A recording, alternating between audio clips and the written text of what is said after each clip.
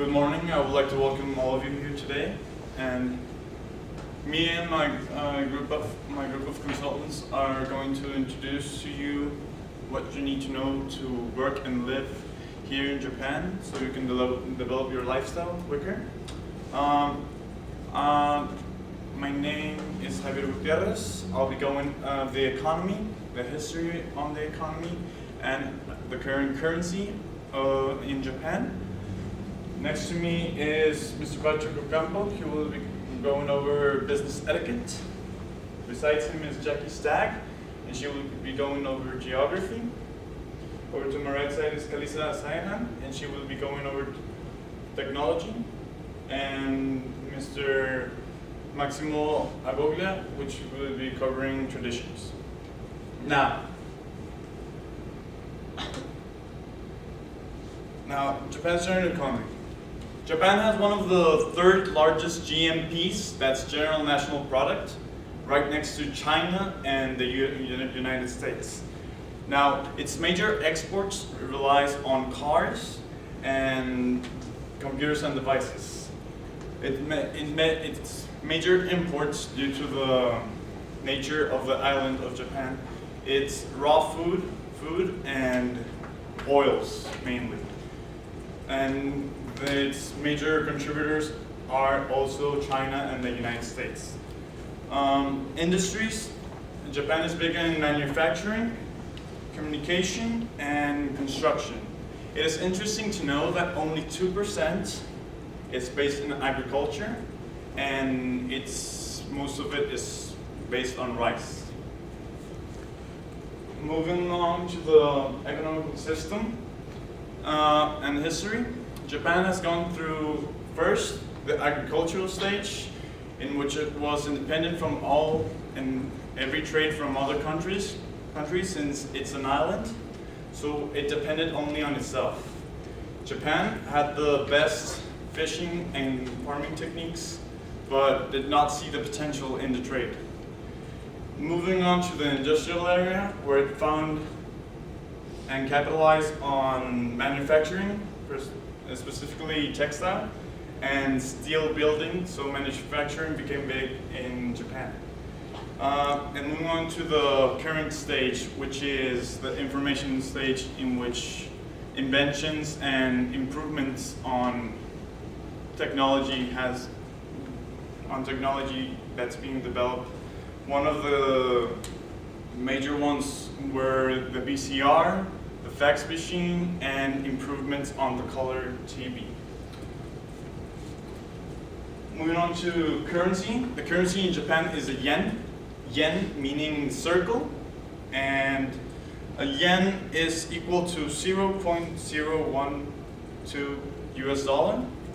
And the coins come in 1, 5, 10, 50, 100, and 500. Bills come in 1,000 and 2,000, and rarely they may come in 5,000 and 10,000. Now, why you might want to know about the coins and the bills? Now, in your line of work, you may sometimes be crossed over with work and working long hours at night, and you may find yourself wanting to get a quick snack. Now, in Japan, there's a ratio of one vending machine per every 23 people. And these vending machines are not your ordinary Lay, Fritos, granola bars vending machines. These vending machines may include entire meals, nutritional meals, or any and all types of Japanese cuisine style meals. So usually vending machines will accept your coins of 10 yen, 50, 100, and 500, as well as 1,000 bills. And in some newer ones, it might accept the 5,000 and the 10,000. Now, Mr. Patrick Ocampo will further present to you the business etiquette and how it may affect your lifestyle here in Japan. Thank you. Like you said, my name is Patrick Ocampo. I have a master's degree in East Asian Studies, and I have managed many human resources divisions for companies in Japan. Today, I hope to talk to you about business etiquette in the workplace. Now, I know that a lot of us here, we have there are a lot of standards and rules for etiquette that sometimes we ignore and take for granted. Sometimes in Japan, it's really a big thing, and so today I will cover the business appearance in so much as the attire, procedure and behavior during business meetings, and how to balance your personal life with your life in the workplace, which I believe are among the most important aspects and the most overlooked aspects of Japan's business. So starting off with attire, in a word, subtlety is key. In other words, dress very modestly and just very modestly, not to stand out. Very simply put, a simple black suit will suffice, as you see that a lot of business people in Japan will dress as simply as that. What I'm wearing here it's probably not the best example in Japan, but it's customarily okay around here. The Japanese have a saying that the nail that sticks up gets hammered down. As sort of a downer connotation as that sounds, it only means that you don't want to draw too much attention to yourself, because the Japanese favor modesty in their people, especially in the workplace. That they're all around the same level, that they want to be treated equally, not so much attention into one person. Now moving on to procedures in business meetings, a very, very important thing for Japanese business people is their business cards called the meishi. As a business worker in Japan, expect to carry a lot of business cards with you, and be prepared to exchange a lot with your colleagues as you're going before you start a meeting. Now the Japanese treat business cards as an extension of themselves, so it would do you well to be as respectful to the business card as it is to the person. As a little strange as that sounds. That means you don't stuff it in your pocket, don't crumple it up, don't write little notes on it. Just keep it in your wallet or somewhere safe where you know that you're respecting the person who gave it to you. And also in business meetings in Japan, in some places the way you're seated also has an effect on your sort of social status amongst the people in the meeting. Like for example, the leader of the meeting will sit in the seat farthest from the door, and you just descends from down there. Most meetings aren't like that, but it is something to keep in mind for a lot of businesses.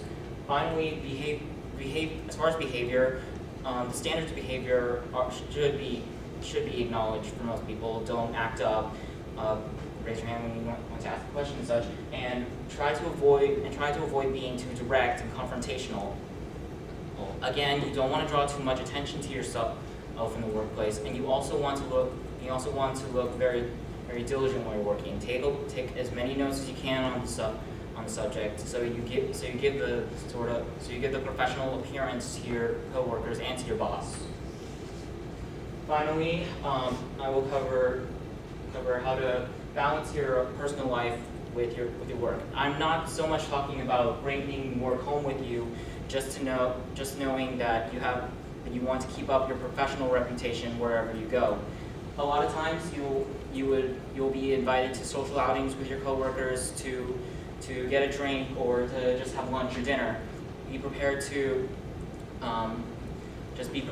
be, of course, very modest. Don't pour a drink yourself. Wait for someone else to. Also, in restaurants,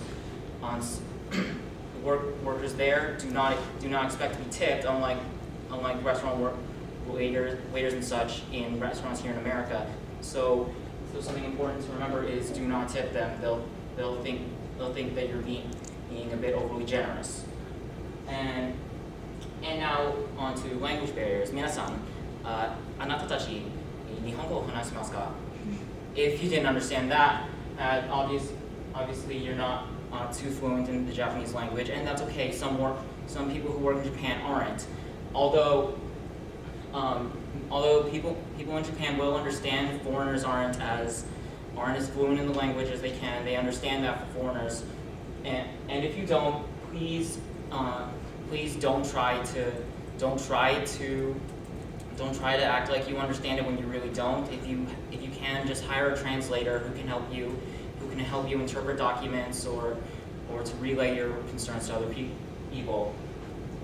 And then another custom amongst coworkers in Japan is the giving of gifts. Of course, we always take that to be very special, that you're caring for some, that you mean a lot to your coworkers. However, you still have to be professional in accepting gifts as well as giving them. Meaning do not be, meaning like don't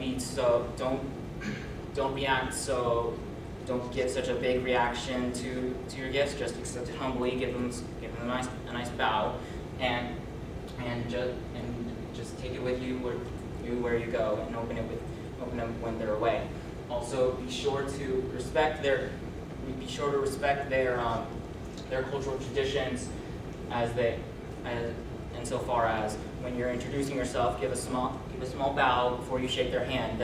Sometimes that's easily forgotten, but we want to remember that. Also, very simple terms in the language which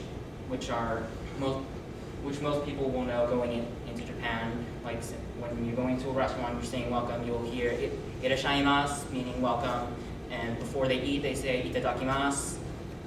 Of course, again, these are very simple. You'll hear them everywhere, but it would help to remember, as you're not usually used to saying something before you eat or such.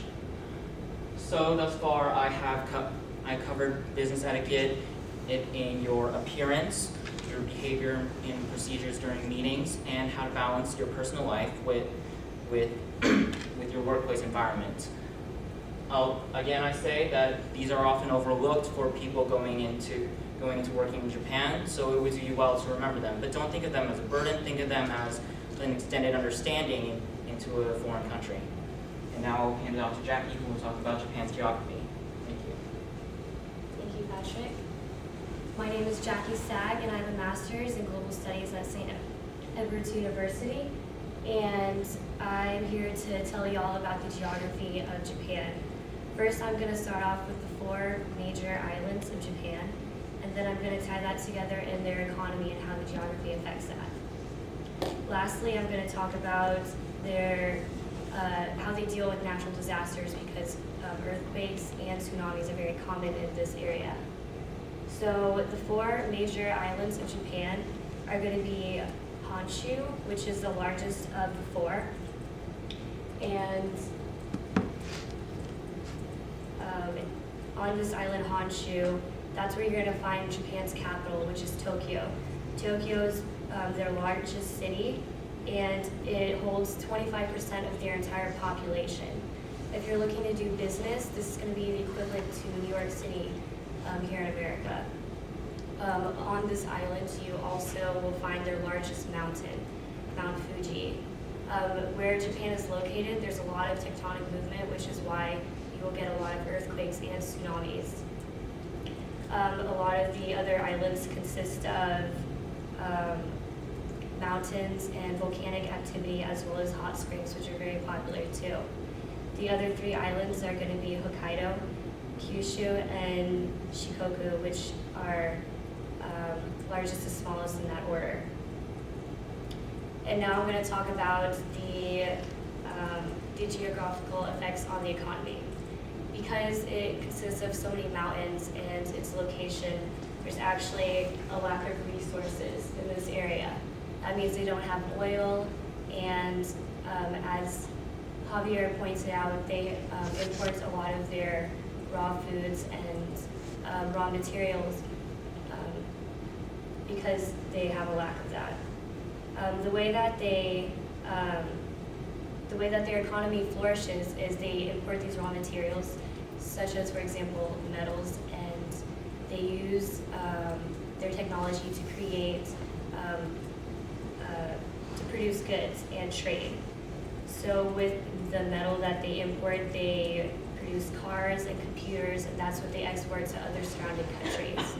A lot of their trade is going to be with surrounding countries such as China, South Korea, Taiwan, Singapore, Thailand, and a couple of other further countries such as the US and Germany.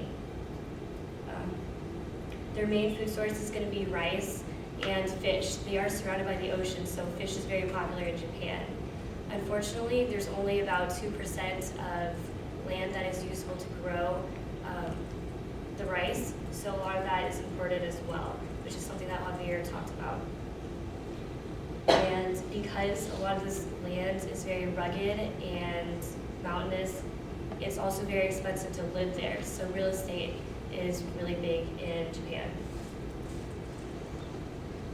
So the effects of natural disasters are going to be, first of all, whenever they do have a natural disaster such as an earthquake or a tsunami, it takes a very large toll on the economy because it takes billions of dollars in order to repair and reconstruct the damaged buildings and to compensate for the lost lives, etc. So they take a lot of precautions in order to make sure that they can prevent these damages from happening. They have thousands of GPS land-based sensors that can detect earthquakes before they happen, and they have sensors in the ocean on the seabed to detect tsunamis before they happen as well. And they have very detailed planned escape routes, and even to prevent some of the tsunamis, they have usually at least 10-meter high seawalls around coastal towns and cities. Whenever they have these earthquakes, usually while they detect these warnings, once they reach like a certain level, they will have certain like power plants that will automatically shut down. That way they can prevent radiation leakage, which is something that occurred in March 2011 with that earthquake.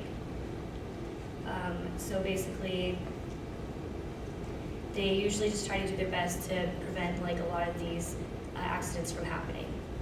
So what I went over today was the 4 main islands of Japan and the geographical effects on their economy and what they do to prevent natural disasters from happening and how they deal with that. Now I'm going to pass it over to Kalisa, who's going to talk about the technology and transportation. Thank you. As Jackie said, my name is Lisa, and I'm an employee at the Department of Commerce at the USMC in Japan. So today I'd like to talk to you about technology and the importance of technology in Japan. The 3 main points I'll be talking about will include transportation and the different types of transportation, their high-tech industry, and lastly, nuclear energy. So moving on to my first point, transportation. Getting around Japan is fairly easy. Japan has many forms of transportation, such as rail transportation, air and sea, and road transportation. After all, Japan is one of the leading nations in automobile manufacturing. So the most important means of transportation in Japan is actually rail transportation. Millions of people rely on subways and trains to get to work. As you can see in this picture right here, attendants are pushing in people because they want to make sure that their subways and trains reach maximum occupancy and people that they want. Since it's highly industrious, people are constantly trying to move from city to city. Another important means of transportation is the bullet train, also known as the Shinkansen. And basically, it's the fastest way to get around Japan. Over here, this is a map showing the different routes that it takes through the 2 major islands of Japan and major cities. So what the bullet train is, it's an exclusive high-speed railway that uses highly advanced technology in its efficiency and agility. About 13 trains go by the hour with 16 cars each, and each car has about a total capacity of 1,323 seats. Overall, it's the safest way so far to travel there, and it's really fast. Price-wise, as you can see, it varies. So the green side represents like the superior class or the business class, and ordinary represents the economy class. So moving on to my second point, the high-tech industry in Japan is what basically makes Japan famous. According master. They're one of the leading nations in research and development, technology, machinery, and medical research. So examples of their famous brands would be Sony, Subaru, Nissan. Also, the advantages of doing business here in Japan is that it allows you to be exposed to the different unique electronics and technology that they have there. Also, starting a business is going to be great because of their reputation. They're already known for being innovative in technology. Although their economic growth has somewhat decreased over the past 2 years, according to the National Science Foundation, what boosts their economic growth the most is their technology. So basically, Japan has established itself as a tech-savvy country because of its constant emergence of new technology. Over here we have a graph showing the different countries in Asia and their value added in high-tech manufacturing. As you can see, Japan is on the top, followed by China. Now moving on to my last point, nuclear energy. Another thing that Japan is famous for is its advancement in nuclear energy. So basically, in comparison to what we are dependent on here in America, coal and fossil fuels, nuclear energy is green energy. It's so much more efficient because it has less carbon dioxide emissions, it has the least environmental impacts in general, and it's much cheaper to establish. And Japan is composed of many organizations and industries to organize their electric utilities. For example, there's the nuclear fuel industry. So far, the most recent disaster with regards to nuclear power plants in Japan would be the Fukushima Daiichi nuclear disaster, which happened March 11th, 2011, and it happened in Okuma, Fukushima. Nonetheless, Japan has tried to improve its advancement in nuclear energy, and they're trying their best to be not only a country leading in advanced technology, but also in green energy.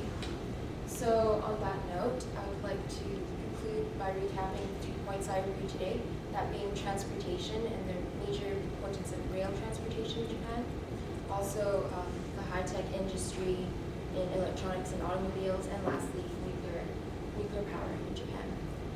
Now I'd like to pass it on to Maximo to talk about tourism and culture. Thanks. My name, as Lisa said, is Maximo Govia, and I'm an employee here at the U.S. Embassy in Japan, basically focused on the touristic and educational aspects, especially. Today I will be talking about my 3 main points, which includes the tourism, the education, and the tradition and holidays there. When you're doing business in Japan, you need to be aware of the culture and to really understand this plentiful country. Now, my first main point is the tourism. The tourism here is very, very important because there's so many things to do. There's a lot of historic buildings and unique landscapes, which is what makes it so special.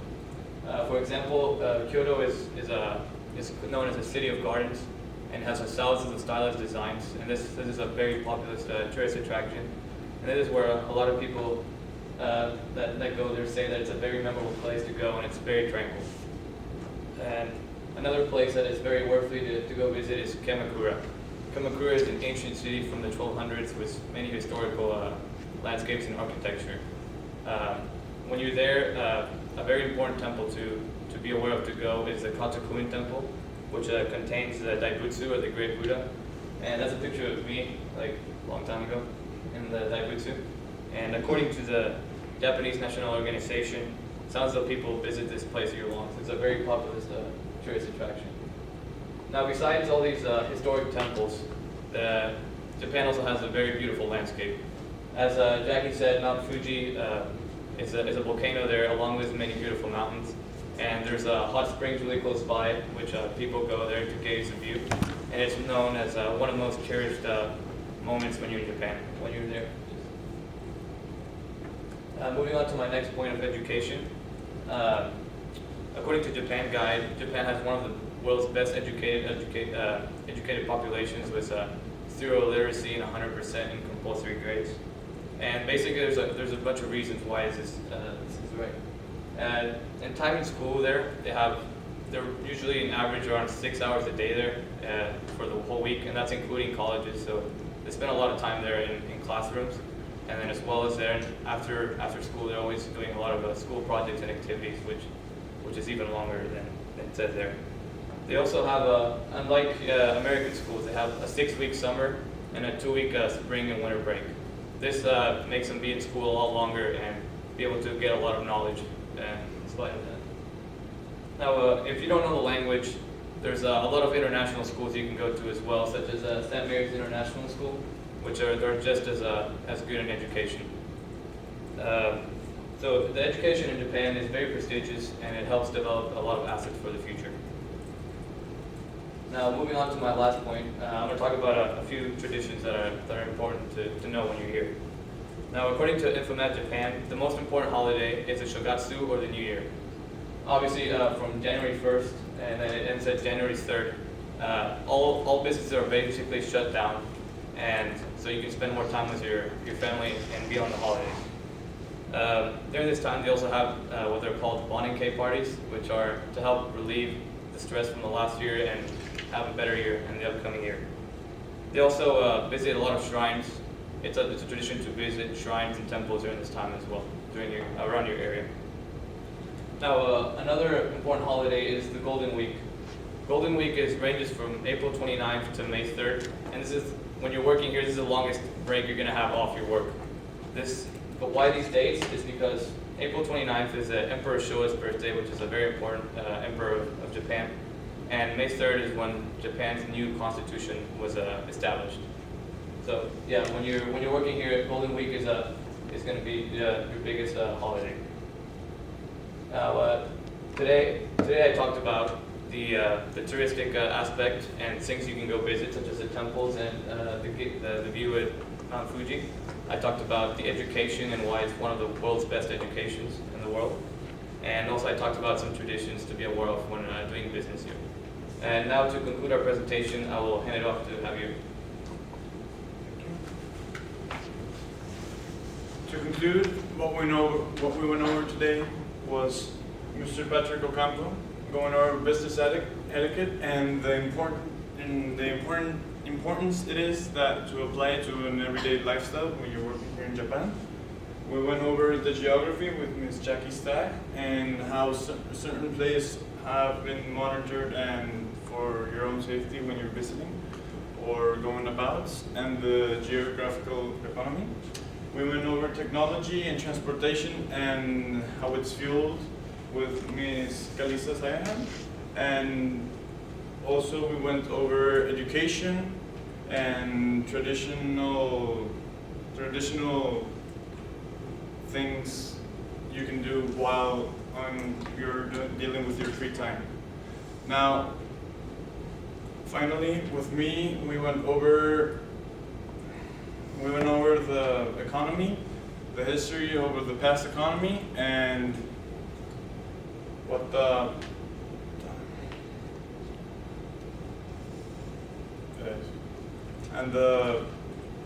currency of Japan. Now, I would like to thank you all for coming here today. My group of consultants here will now open for questions, and if we're not able to answer any of your questions, please feel free to give us some of your information to get back to you.